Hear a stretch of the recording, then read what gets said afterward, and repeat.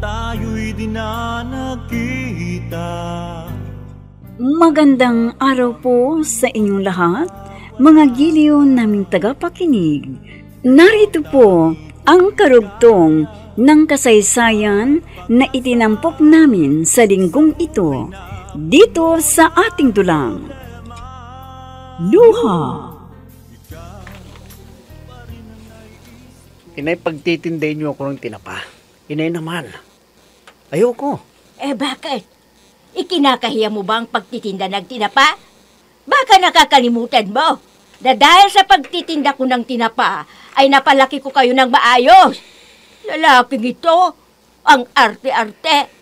Bakit pa naman kasi pagtitinday niyo na ako ng tinapa, Inay? May trabaho naman ako eh. Malaki-laki naman ang kinikita ko. Katunayan nga, naaabutan ko pa kayo eh. Pinagmamalaki mo yan sa akin? Barya-barya lang ang niaabot mo sa akin?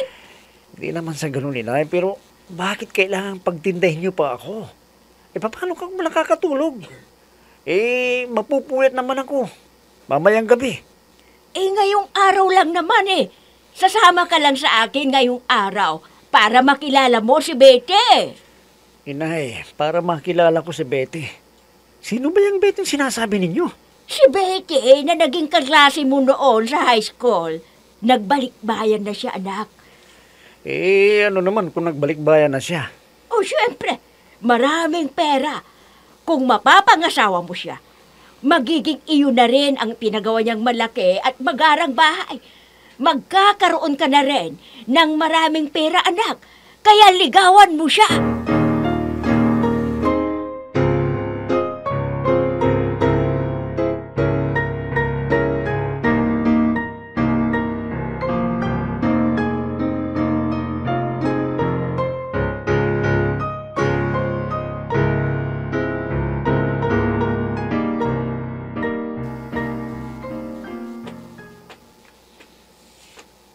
Inay, umuwi na tayo. Sandali Init-init lang. Sandali lang. Akala ko ba, uunahin natin punta ng sinasabi ninyong bahay na 20 na yun. Sarado pa kasi ang bahay nila kaninang dumaan tayo eh. Kaya dumiretso muna tayo sa iba kong suki. Umuwi na ho tayo, Nay. Matutulog pa ho ako eh. Ano ka ba? Kanina ka pa nagrereklamo ah. Ngayon ka nga lang kita isinaba eh.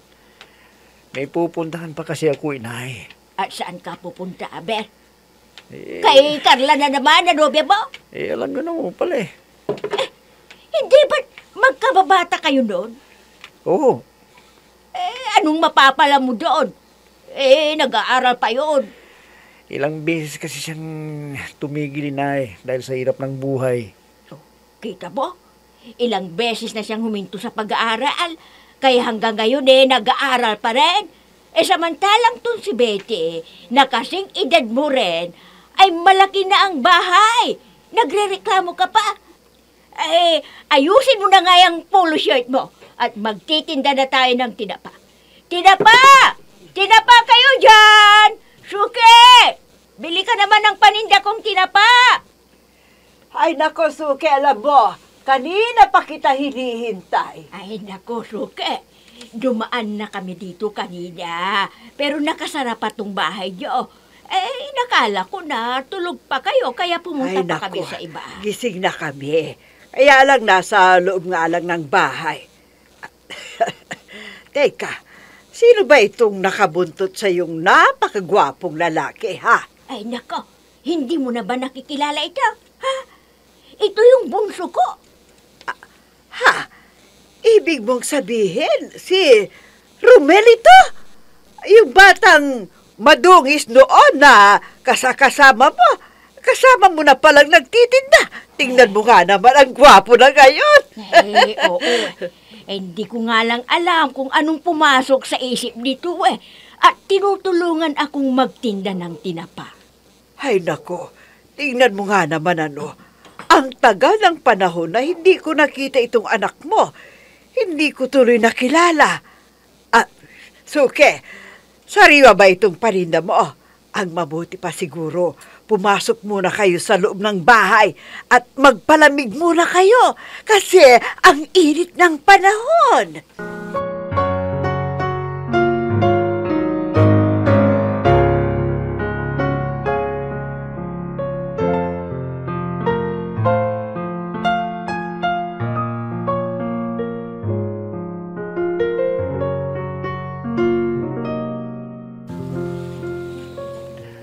Anak, hindi na siguro pupunta dito si Romel. Abay, tignan mo ng oras, oh. Abay, mag-aalas 2 na ng hapon. Itay, kung kakain na ho ako, wala na makakasabay na kumain si Romel mamaya. Bakit? Hihintayin mo ba rin ba siya? Hindi ka ba nagugutom hanggang ngayon? Abay, malamang. Kumain na yun kapag dumating siya rito. Alam nyo, hindi yung kakain ang hindi ako kasabay. Eh, bakit? Hihintayin pa ba niyang magkasabay kayong kumain? Kung kumakalam na rin ang tiyan mo? Nako, anak. Baka may pinuntahan siya, kaya hindi na siya napunta rito. Kaya sigurado kung kumain na yun. Itay, kung sakaling may pinuntahan yon, siguradong itinext na niya ako. Eh, bakit? Wala pa rin ba siyang text sa'yo hanggang ngayon? Wala pang message eh. Kaya nasisiguro ko na nasarapan ng tulog nun. At kung gising na yun ngayon, siguradong naliligo na yon bago pumunta dito. Ay, nako. Bahala ka na nga. Hindi naman akong magugutom kundi ikaw. Oo, Itay. Kumain naman po ako ng biskwit kanina para kahit papaano may laman ang tiyan ko.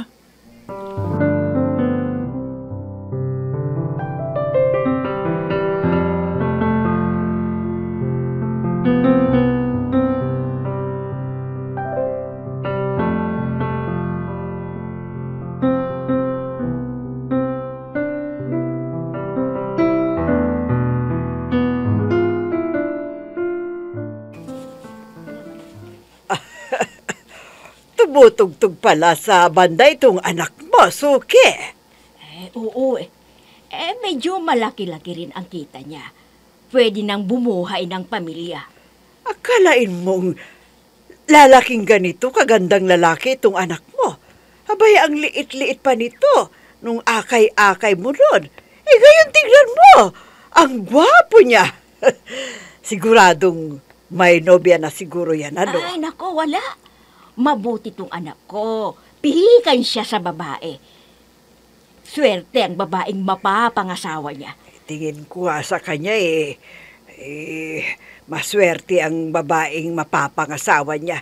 Biruin mo nagagawa ka pa niyang samahang magtinda ng tinapa. Gayong kumikita rin pala ng malaki. Tulad nga ng kasabihan, ang mabuting anak ay magiging mabuting asawa. Ano kayang magiging itsura ng magiging apo natin kung sakaling magkatuluyan itong anak mo dun sa anak ko, ha? Anong ibig mong sabihin? Total, magkabarangay tayo. Bakit pa tayo lalayo? Nandito naman itong anak natin. Ano kayang magiging itsura ng apo natin kung sakaling magkatuluyan silang dalawa, ano, Suki? Sigurado, gwapo, maganda, siyempre.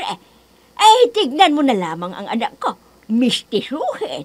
Mabuti na lamang kamo at sa akin nagbana at hindi sa kanyang ama. Kaya lang Kaya lang ano? Para kasing nakakahiya sa anak mo Balita ko, maraming pera ngayon ang anak mo samantalang tong anak Ay, ko nako. Huwag mong alalahanin yan. Ang importante sa akin ay mabuti ang ugali ng lalaking mapapangasawa ng anak ko. At yung kilala ko, siyempre, tulad mo, na matagal ko nang kilala ang gusto kong mapangasawa ng aking anak. Magustuhan kaya siya ng anak mo? Sa bagay na yan, huwag mong alalahanin. Ako ang bahala dun sa anak ko.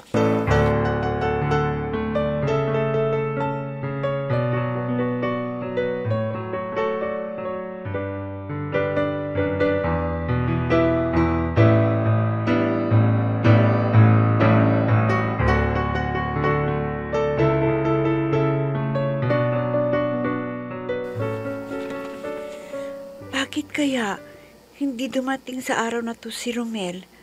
Ano kayang nangyari sa lalaking yun? Nasa bahay lang kaya siya? Hindi kaya siya umalis? Hindi kaya may sakit si Romel? Kaya hanggang ngayon hindi pumupunta dito sa bahay?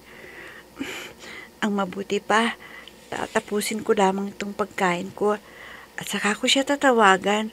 Baka kung ano nang nangyari sa kanya, hindi ko pa alam.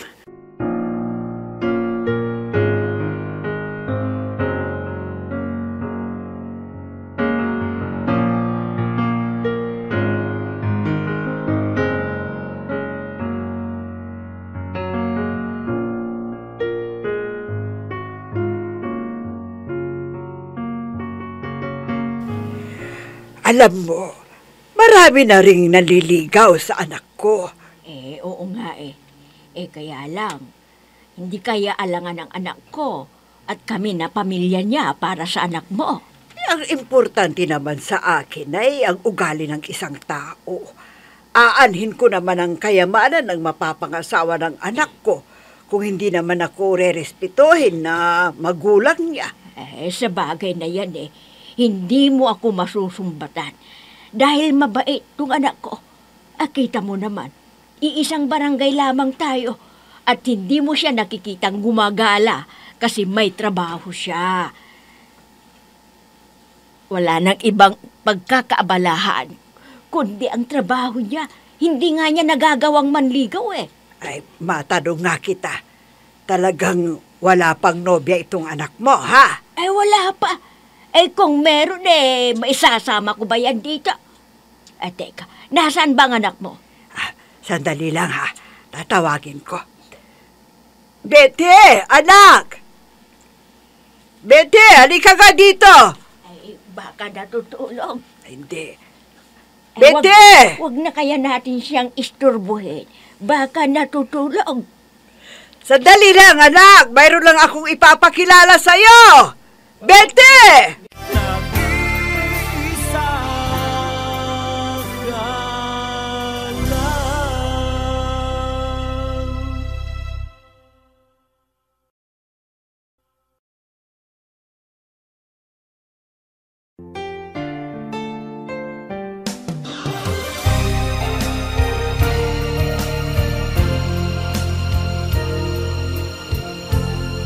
Magmula nang tayo'y di na nagkita, nadama ko ang...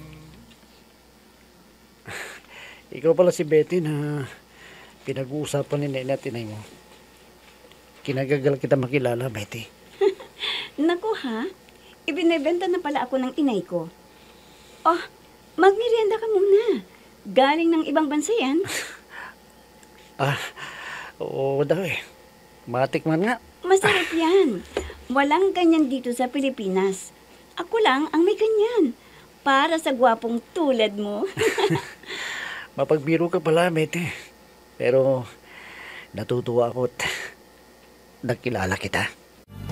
Ikaw lang ang tanging mahal ko sa buong buhay kong ito.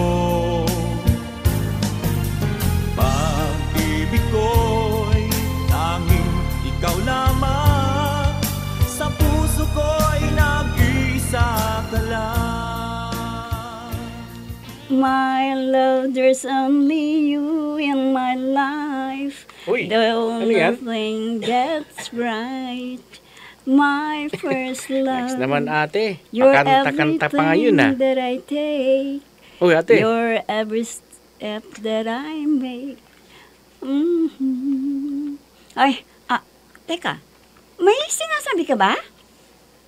oo naman, kanina pa kita kinakausap ikaw nga dyan, pakanta-kanta ka. Ang sabi ko, anong meron? Bakit tila nasa cloud9 ka? Ang saya-saya mo at pakanta-kanta ka pa. Hindi ka naman dating kumakanta tapos ngayon, pakanta-kanta ka. At sa lahat ng kantang pwedeng mong kantahin, yan pang Endless Love. Ano naman kasi kung kakanta ako ng Endless Love, masama ba? Hindi naman. Kaya lang nagtataka ako. Hindi ka naman ganyan dati. Ano bang meron? Wala. Masaya lang ako. Yun na nga. Hindi ka magiging masaya nang walang dahilan. Ano ka, timang? Basta, masaya lang ako sa araw na ito. Oh, my first love. You're everything that I take. Ewan ko sa'yo. Makaalis na nga rin. Baka sakaling makikita ko na rin ang magiging dahilan. Para rin ako kumanta ng My first love, you're everything that I take. Dapat lang.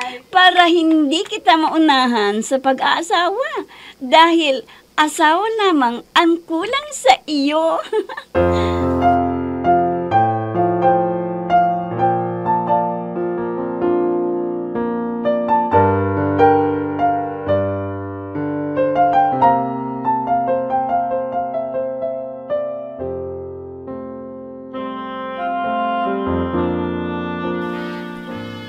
Bay, natutuwa ako at nakatapos ka ng pag-aaral, anak.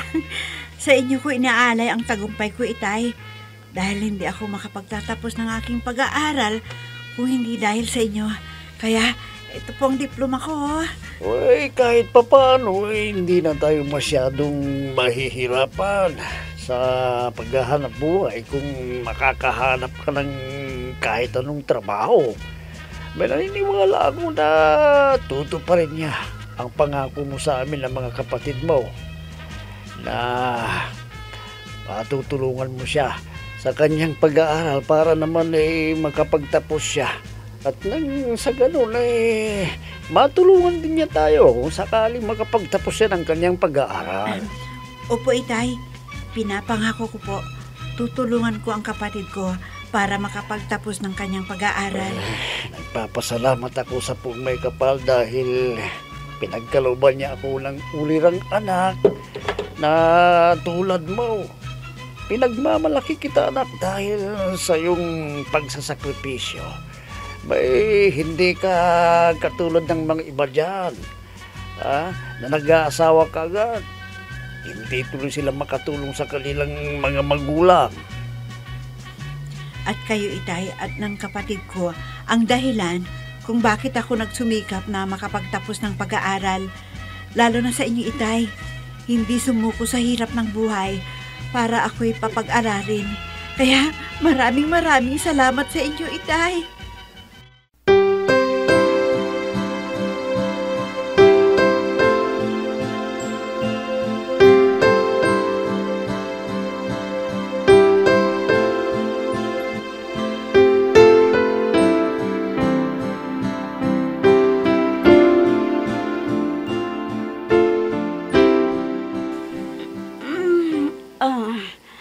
Ang ganda ng umaga. Bakit kaya ganun? Para akong masaya na hindi ko maintindihan. Dati-rati nayayamot pagkagising ko pa lang ng umaga. Ngayon, ang ganda-ganda ng umaga ko. At pinananampikan kong makita ulit si Romel. Sana pumunta siya dito. Ano ba itong naamoy ko? Naku, amoy tuyo. Inay! Inay! Inay! Ano ba naman ka? Celso? Ikaw pala. Ano ka ba naman? Umagang-umaga sinisira mo ang araw ko. Ha? Bakit naman, ate? Itapon mo yan, bilis! Alisin mo! Ha? Anong itatapon ko? Ano pa nga ba? Di ang tuyo na pinipirito mo. Bakit ko naman itatapon? Niluluto ko ang pang-agahan natin pagkatapos papatapon mo. Ang mahal kayo ng mga to. Alam mo ba kung magkano ang 1/4 kilo nito? Ha? 80 pesos. Ganun kamahal. Tapos papatapon mo lang sa akin? Wala akong pakialam. Kahit pa libo ang halaga ng mga yan. Basta itapon mo. Dahil nababahuan ako.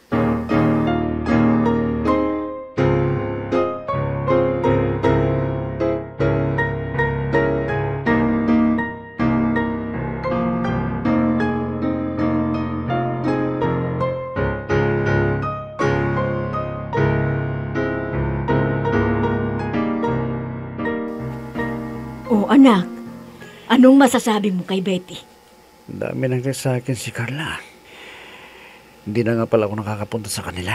Oh, Romel, ano ba? Kinakausap kita. Ano bang sinasabi niyo, Inay? Ang sabi ko, kung anong tingin mo kay Betty. Hindi ba't maganda siya? Oo. Maganda ho siya. Maganda siya. At gaganda rin ang kinabukasan mo kung siya ang mapapangasawa mo. Sige ho, inay. Oh, saan ka pupunta? Papasok na po ako sa kwarto ko. Dahil maliligo pa ako. Alatsuso ng gabing schedule ko sa pagkanta eh. Dalawin mo siya bukas, ha? At nang gumanda ang kinabukasan mo. Para madaling mahulog ang loob niya sa'yo. Pero nay, may pupuntahan ako sa araw na yun. At saan? Si Carla na naman. Ipagpapalit mo si Betty na maraming pera sa babaeng walang pera? Ha? Nag-iisa ka lang.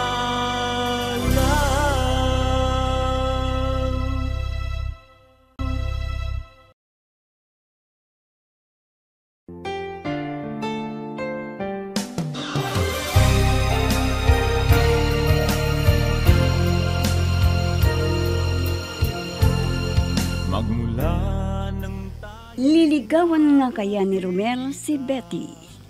Mga giliw naming tagapakinig, sundan bukas ang karugtong ng kasaysayan na itinampok namin sa linggong ito dito sa ating dulang. Luha! Mga nagbibigay buhay sa ating dula ay sina Mayra Abrehal Narnola, Susan Malikdeng, Robert De Guzman, Jun Cabato, Emma Dalope, Andrea Solar, Ami Diaz, Jonathan Bravo, at si Oscar Ora. Technical Supervision at Musika, Oscar Ora. Nilapatan ng tunog ni Robert De Guzman, Willie Francisco. Sa panulat at direksyon, Eva Alcoriza. Inihahandog sa inyo ng F3 Recording Studio para sa Pambansang Radyo ng Pilipinas, Bombo Radio, Philippines.